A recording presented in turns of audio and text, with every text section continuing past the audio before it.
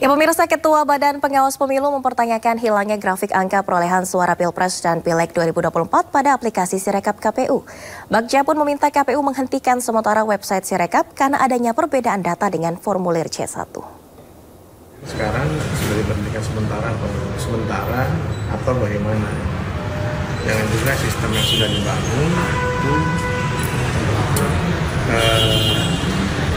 tidak menampilkan apa yang seharusnya ditampilkan. Nah, sekarang kan sudah dihentikan misalnya. Berapa lama tanya? Kemudian kenapa itu tidak presisi? Itu juga sampai sekarang belum dijelaskan. Habis itu kan seharusnya ada formulir DA, DA1, DB dan bisa ditampilkan ke kecamatan, sehingga masyarakat bisa melihat perbedaan, jika ada perbedaan, jika ada permasalahan yang terjadi hasil dengan rekap di pihak kecamatan atau teman-teman saksi. Ya pemirsa, langkah Komisi Pemilihan Umum yang tak lagi menampilkan grafik data perolehan suara Pilpres dan Pileg di aplikasi Sirekap menimbulkan tanda tanya besar. Apakah betul langkah ini dipilih agar tidak menimbulkan prasangka atau justru memperkuat dugaan adanya manipulasi data? Kita akan membahasnya lebih dalam sore ini pemirsa bersama Ketua DPP Partai Perindo Yeri Tawaluyan, pegiat media sosial sekaligus juru bicara TPN Ganjar Mahfud Muhammad Saiful Mujab, dan peneliti Perludem Ihsan Maulana. Selamat sore Bapak-Bapak.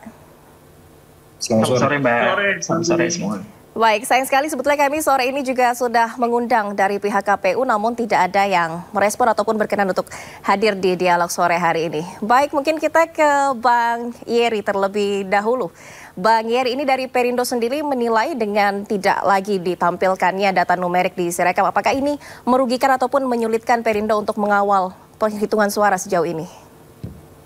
Begini Mbak Valerie dan pemirsa semua, apa yang terjadi sampai hari ini dengan tabulasi suara Sirekap KPU yang lenyap, ini kok seperti memperkuat dugaan publik bahwa pemilu kali ini adalah pemilu yang terburuk karena seharusnya dengan adanya sistem online yang semakin modern, tidak perlu terjadi hal yang seperti ini. Jadi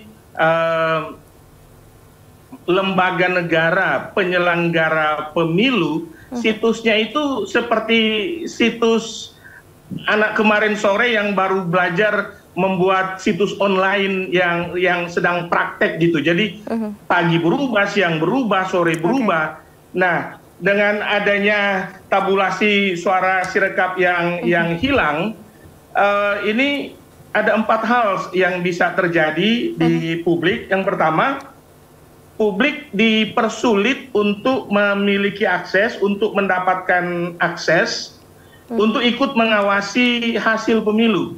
Dan kami Partai Perindo dan caleg-caleg Partai Perindo itu salah satu yang menjadi korban karena tidak bisa melihat hasil dari KPU yang sebenarnya hasil per hari ini, per sore ini itu seperti apa, semakin dipersulit.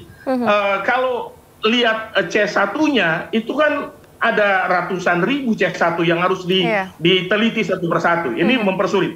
Tetapi juga semakin kuat dugaan bahwa memang ini ada yang sedang memainkan teori mengaburkan air kolam ikan sehingga semakin kabur airnya, yang jadi bawah itu semakin terlihat. Semakin terlihat apa yang sedang disusun dan manipulasi seperti apa yang sedang dimainkan.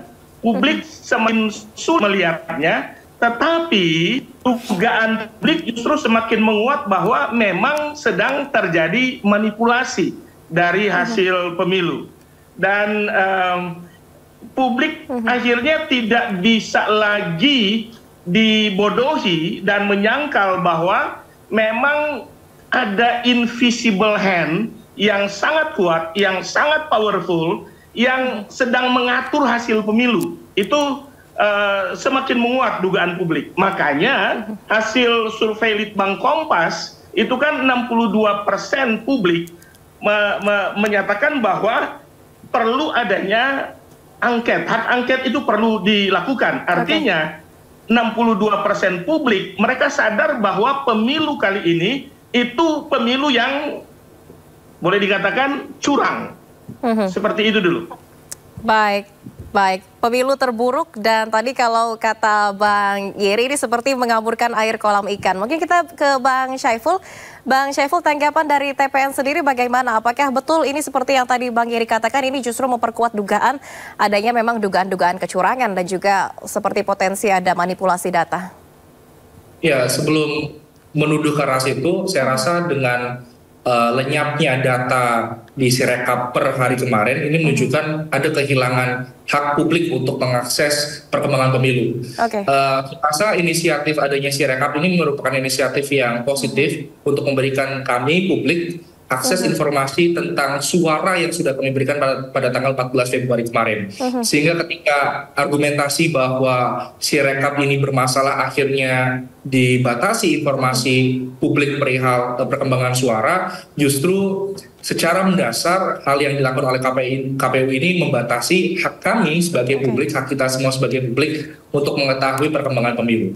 Kemudian yang kedua, perihal ada potensi kecurangan, tentu dengan tiba-tibanya ditutup aplikasi Sirekap ini momennya jadi pas gitu Mbak. Setelah heboh di sosial media kemarin gitu ya, perihal ada penggelembungan dan ledakan suara di partai tertentu, kemudian publik protes dan akhirnya timbullah gerakan bottom up di mana masyarakat mulailah mengunggah apa yang C1 yang mereka punya atau bahkan sekedar menelisik C1 yang terupload dan kemudian yang terekap dalam sistem Sirekap itu berapa gitu, dan ternyata banyak sekali perbedaan secara angka yang jatuhnya jadi penggelembungan suara atau ledakan suara yang terjadi di partai tertentu. Sehingga ketika hal tersebut akhirnya bisa dideteksi oleh publik, ada mekanisme kontrol yang akhirnya dilakukan oleh publik, dan kemudian tiba-tiba aplikasinya tidak bisa kita akses, artinya kan ada upaya untuk membatasi kontrol publik untuk menutupi hal-hal yang mungkin tidak kita inginkan dalam sistem demokrasi kita.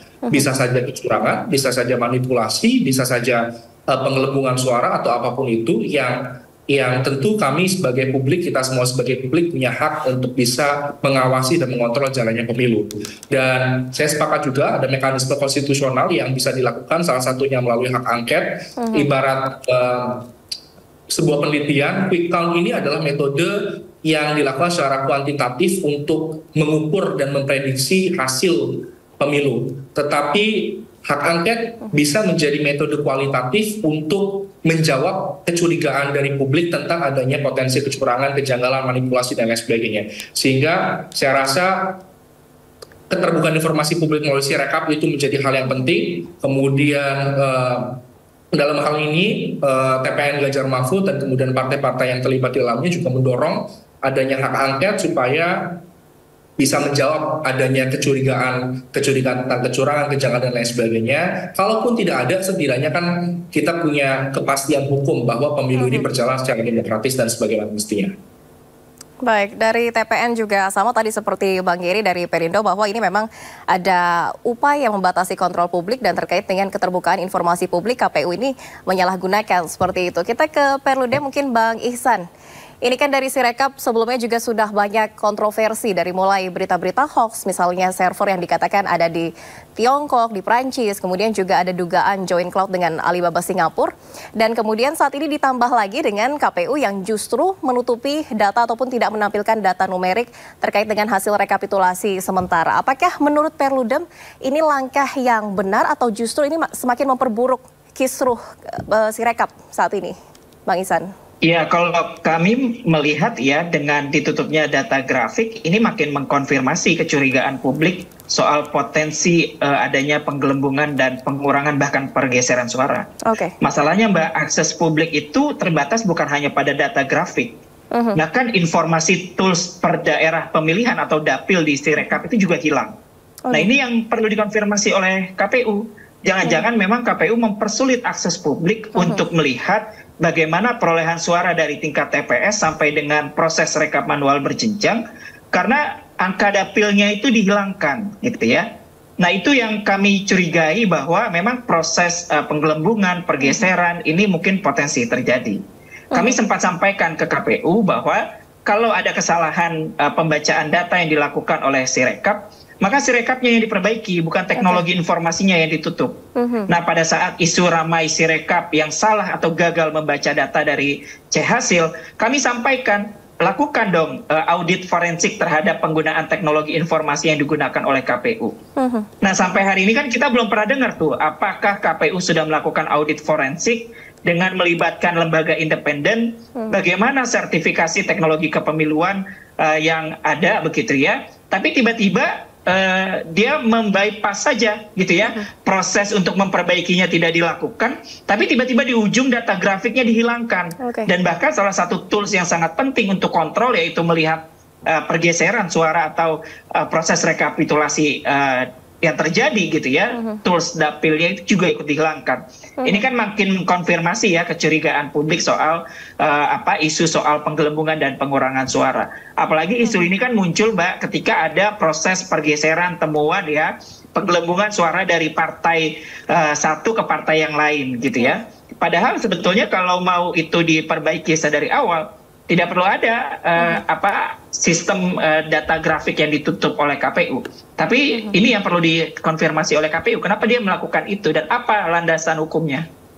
Baik, seharusnya KPU memperbaiki sistem bukan malah teknologi informasinya yang ditutup jika ada masalah pada Sirekap tadi. Bang Ihsan, menurut Perludem sendiri apa langkah yang bisa dilakukan oleh publik? Karena ini kan juga tadi terkait dengan keterbukaan informasi publik ini melanggar. Apakah ada mekanisme yang bisa ditempuh untuk melaporkan terkait hal ini? Iya, publik sudah melakukan upaya juga Mbak. Salah satunya teman-teman masyarakat sipil sudah bersurat kepada KPU dengan anggaran yang begitu besar, tapi kenapa sistem informasinya tidak cukup baik? Itu yang pertama. Yang kedua juga teman-teman masyarakat sipil sudah meminta kepada KPU untuk menyampaikan informasi kepada publik di mana sebetulnya titik kesalahan pembacaan Sirekap yang terjadi selama ini. Tapi sampai hari ini, sampai dengan putusan KIP keluar itu KPU tidak juga kunjung memberikan informasi itu kepada publik. Nah, saya rasa ruang-ruang publik sudah digunakan, seharusnya yang bisa lebih mengambil peran adalah Bawaslu. Karena Bawaslu diberikan kewenangan secara konstitusional dan undang-undang pemilu, yang kita tahu kewenangannya semakin kuat. Gunakan dong kewenangan pelanggaran administrasi saat proses rekapitulasi yang diberikan oleh undang-undang pemilu. Tapi kan itu tidak digunakan. Saya tadi tonton pembukaan dari video Sindo ya, bagaimana wawancara terhadap Ketua Bawaslu. Ketua Bawaslu hanya bisa mempertanyakan, padahal dia melekat tuh kewenangan penanganan pelanggaran administrasi. Menurut saya sudah bukan waktunya Bawaslu menyampaikan kepada publik, mempertanyakan ya kesalahan-kesalahan yang dilakukan oleh KPU. Gunakan kewenangan itu, sampaikan kepada publik bahkan ya, apa yang sudah dilakukan oleh Bawaslu dan apa yang perlu diperbaiki.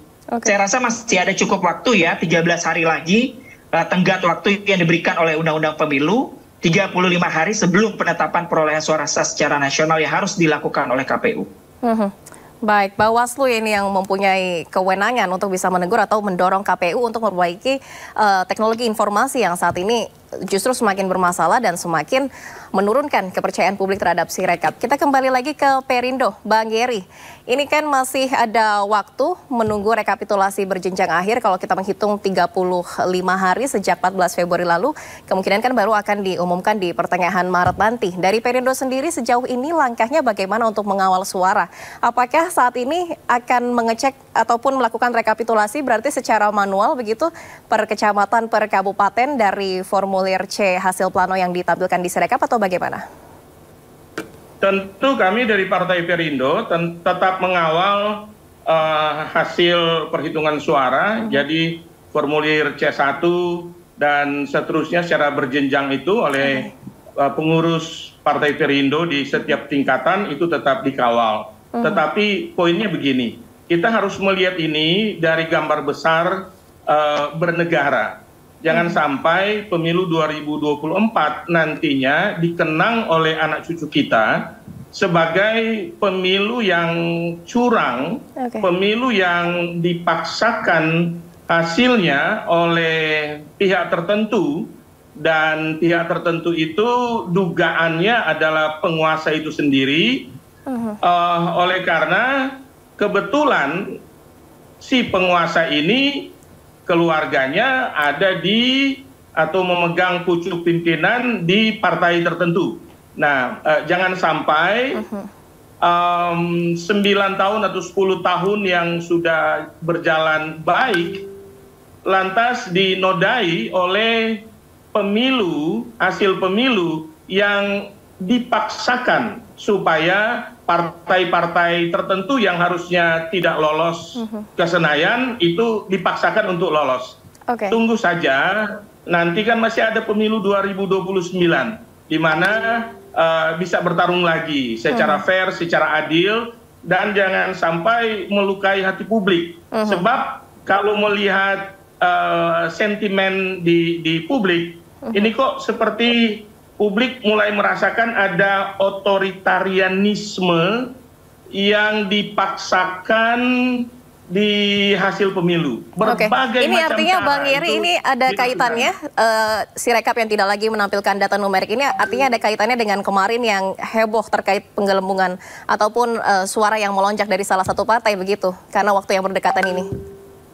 Iya betul, ini kan bagian dari teori mengkaburkan kolam ikan, dibuat kabur supaya masyarakat nggak punya akses, nggak punya data, nggak tahu apa yang sedang terjadi, nggak bisa ngikutin hasil pemilu seperti apa. Ini bagian dari skenario besar yang harus dijawab oleh penyelenggara negara dan oleh penyelenggara pemilu.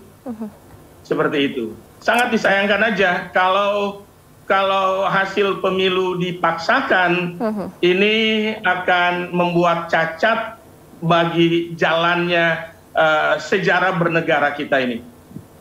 Baik, Bang Yeri, artinya ini ada kepentingan politik terkait dengan kisruh Sirekap dan saat ini KPU yang mengambil langkah untuk tidak menampilkan data numerik terkait dengan rekapitulasi berjenjang mereka.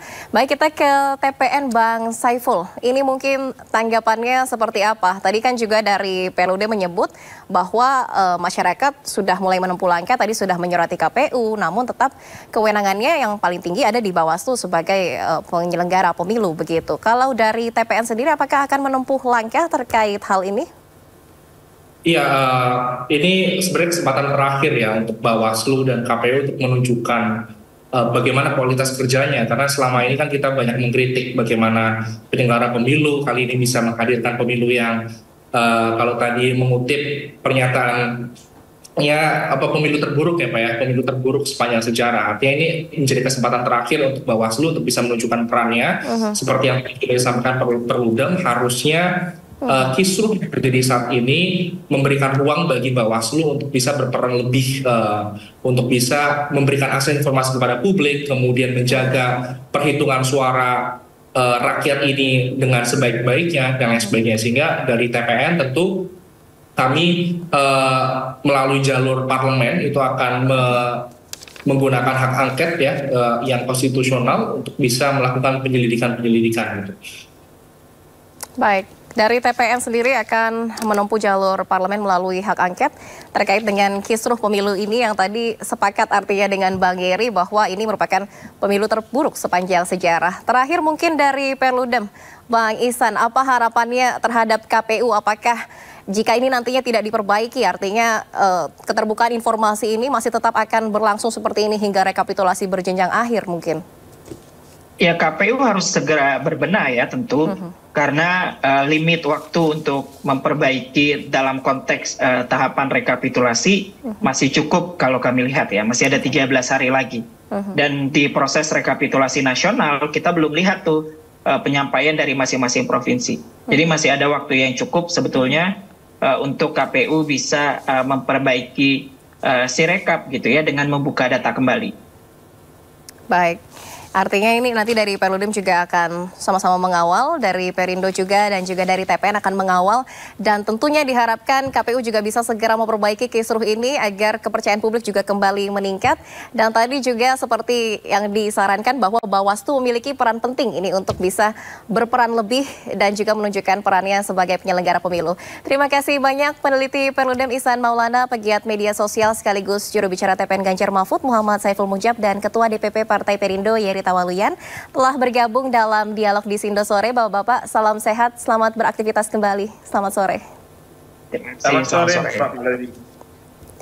Ya pemirsa, caleg DPRD Provinsi DKI Jakarta Dapil 10 dari Partai Perindo Pahala Sianturi menghadiri rapat pleno terbuka rekapitulasi pemilu 2024 di tingkat Kota Administrasi Jakarta Pusat. Kehadiran Ketua DPD Partai Perindo Jakarta Pusat ini untuk memastikan tidak ada kecurangan dalam rekapitulasi. Rapat pleno terbuka rekapitulasi suara pemilu 2024 tingkat Kota Administrasi Jakarta Pusat digelar di kawasan Senen. Rekapitulasi ini dihadiri juga Ketua DPD Partai Perindo Jakarta Pusat, Pahala Sianturi. Kehadiran Pahala Sianturi yang juga caleg DPRD Partai Perindo untuk DPRD DKI Jakarta Dapil 10 untuk memastikan tidak adanya kecurangan yang terjadi pada rekapitulasi. Pasalnya ada dugaan terjadinya penggelembungan suara di semua tingkatan yang dibuktikan dengan adanya sanggahan dari beberapa saksi partai politik. Menurut saksi kami dari Partai Perindo terjadi sanggahan-sanggahan dari beberapa partai yang mana bisa dipastikan adanya penggelembungan data. Bisa dipastikan karena partai-partai yang melakukan sanggahan tersebut memiliki bukti dan memiliki autentik data untuk melakukan sanggahan. Sanggahan tidak ada, bukan sanggahan tapi masukan. Nah, ketika ada masukan-masukan seperti itu, kita langsung sandingkan dengan C hasil plano, sehingga memang terkonfirmasi. Yang penting ketika memang ada semacam perbedaan dari saksi, kita bisa menghadirkan C planonya dan kita sandingkan apakah sesuai dengan C plano atau tidak. Meski KPU membantah adanya sanggahan, para saksi partai politik memiliki sejumlah bukti otentik terkait adanya penggelembungan suara untuk salah satu partai peserta pemilu. Tim Liputan iNews melaporkan.